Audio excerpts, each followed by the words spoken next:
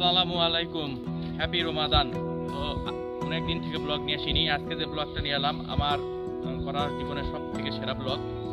তো অনেকে এই গ্রামকে খারাপভাবে দৃষ্টিতে দেখেন, তবে আপনাদেরকে একটা কথাই বলতেছি, শহর গ্রাম বলে না, তবে শহর থেকে গ্রাম যথেষ্ট ভালো। কি জন্য সেটা আপনাদেরকে একটু পরে দেখাই।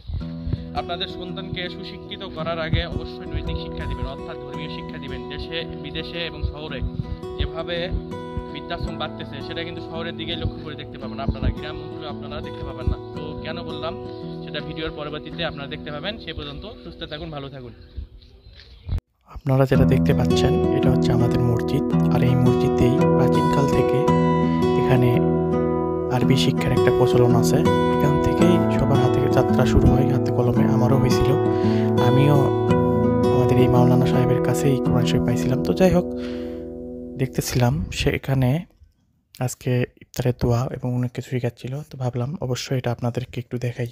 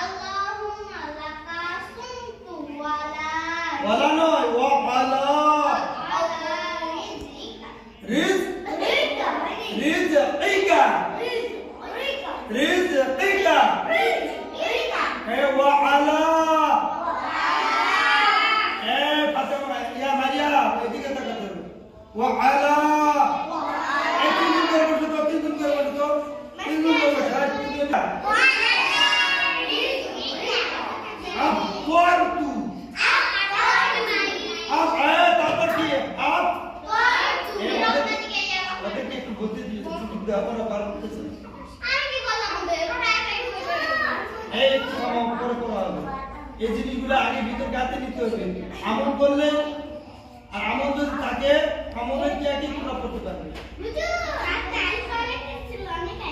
রিজ এইটা তারপর কি আপ আপ আপ কেন রে পর তু আপ আপ পর তু